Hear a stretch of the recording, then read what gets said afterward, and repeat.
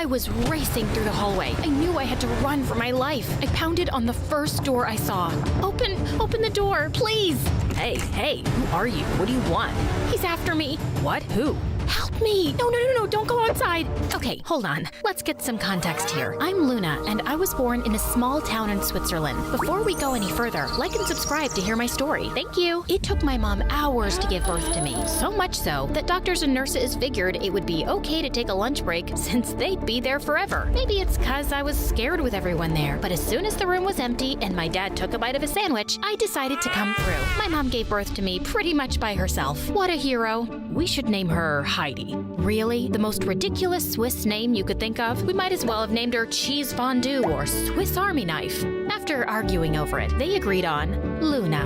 Luna means moon in Italian. It's no wonder that I grew up to be a dreamer. When my parents split, I was a little upset. Pack your suitcase. We're leaving. In order to keep me from destroying our house, Mom decided to take me on a trip and explore the world. Life was amazing.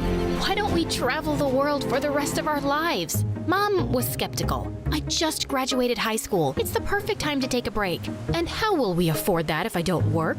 Ugh, see, the Lunas of this world, the dreamers, we aren't made for sitting in classrooms for hours. So we're not gonna travel the world? I'm not saying we won't. I'm saying I won't. And with that, she just gave me a wink that could have meant two things. Either she was giving me the green light to go on this trip alone, or she had something in her eye. Either way, I was left feeling confused and a little nervous. I had never traveled without her before. I mean, she was the one who packed my bags and reminded me to put on clean undies. But there was no turning back now. I ran out of things to break in the house, and Mom was starting to look at me like a caged animal. I needed to get out of there before I started gnawing on the furniture. When I told my mom I planned to go to Australia, she looked at me like I had announced I was joining the circus. Australia? That's on the other side of the world. Yes, because I got the best deal. I used my student card to get the cheapest package to Australia during peak season, and there were no other countries available. So I had to act fast since there was only one spot left. Do you know how big the spiders are in Australia? Of course I knew, but I had refused to Google anything about Australia out of fear I'd get too afraid to go. I had to do this.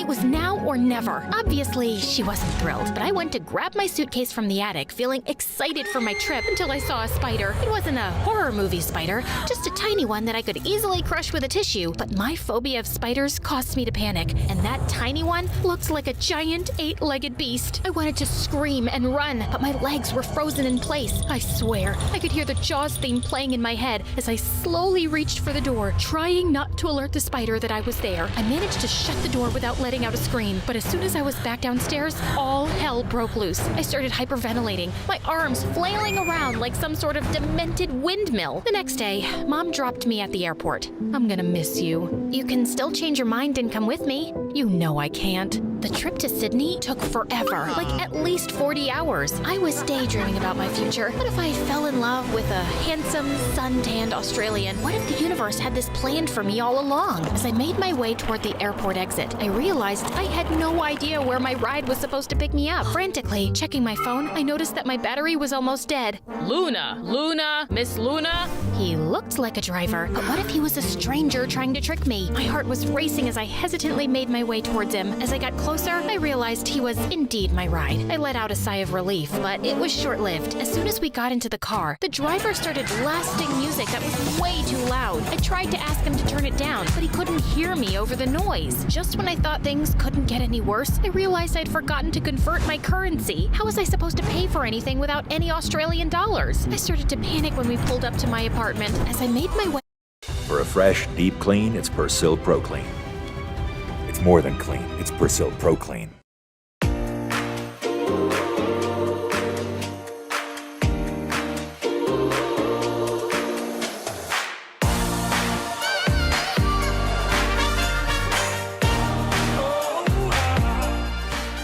out of the car, I heard a loud crash behind me. Turning around, I saw that my massive suitcase had fallen out of the trunk and was now spilling its contents all over the pavement. Oh no, let me help you. Here, let me get that for you. Don't worry about it. This ride is on me.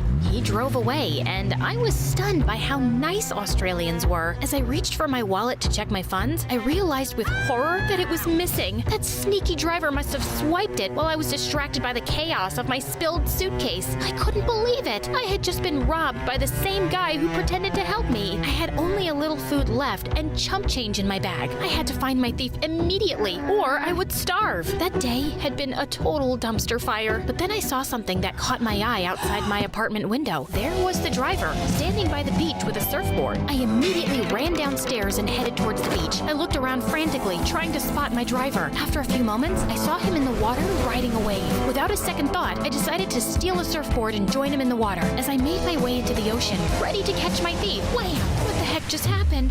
Is she okay? That must have hurt. As I opened my eyes, I saw a bunch of people surrounding me. Ouch. My face was hurting. So after I got up, the lifeguards told me that you should never enter the water holding your surfboard in front of you. Waves will hit the board and slam it right into your face. But I didn't care about any of that. My thief was gone, and I still had this board that I had borrowed and wasn't sure where to return it. That's Adam's board. Huh? Adam? He lives in that building.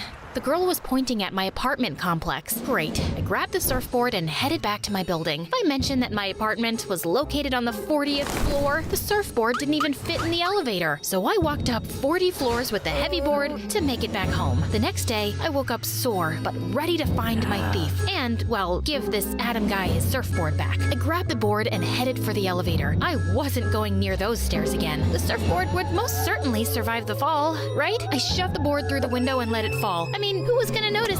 Ouch! I scanned the beach like a hawk trying to spot my thief, but I couldn't see beyond the waves. I needed to get everyone out of the water to identify the culprit. Shark! Shark! Everyone came running out of the water in a frenzy, but as soon as they realized there was no danger, they looked at me like I was the crazy one. And the worst part, the thief was nowhere to be seen. That night, I decided to make myself a fondue. Yeah, kinda gross to have melted cheese in the summer, but I was missing home. As I was about to finish melting the cheese on the stove, my fire alarm started screaming at me. I immediately grabbed a towel and hurriedly waved it under the fire alarm. It was useless. This thing wouldn't stop. Suddenly, there was a loud thud. Was someone here with me? I was racing through the hallway. I knew I had to run for my life. I opened the first door I saw. Hey, who are you and what are you doing in my apartment? He's after me. What? Who? Help me!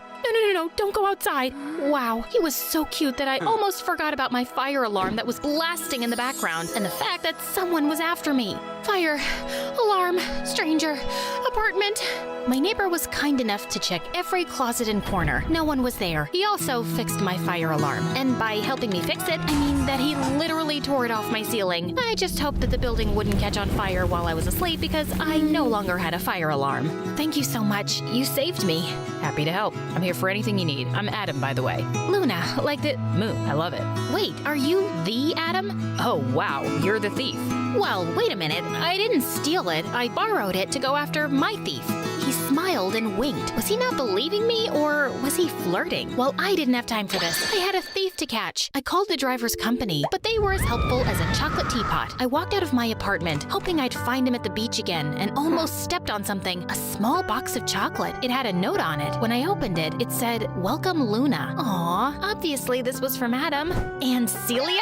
So, my handsome neighbor had a girlfriend. Clearly, he wasn't flirting with me and thought my thief story was a lie. I laid in bed that night, exhausted and annoyed, wishing for a good night's sleep. But that didn't happen. I woke up around 3 a.m. that night. Something felt off. I was sure I wasn't alone, but with a quick look around my small studio, I saw no one. Then why did it feel like I was being watched? As I looked at my ceiling, I saw it. The spider. I'm talking a big, hairy, 8-legged nightmare that could have easily passed for a small dog. How did it end up in my apartment on the 40th floor? I won't admit it, but I was tearing up. I needed help, but who could I call at 3 a.m.? Mom. With the time difference, it was daytime for her. I immediately FaceTimed her. Hey, honey. Mom, there's a monster in my apartment. As I looked up at my ceiling, it was gone. Without thinking for a second, I jumped up and looked around. Where was it? Was I dreaming? Are you okay, honey?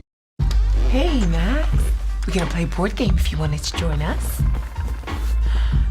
Oh. I love you. Is your cat getting too cool? Give him Temptation's Creamy Puree.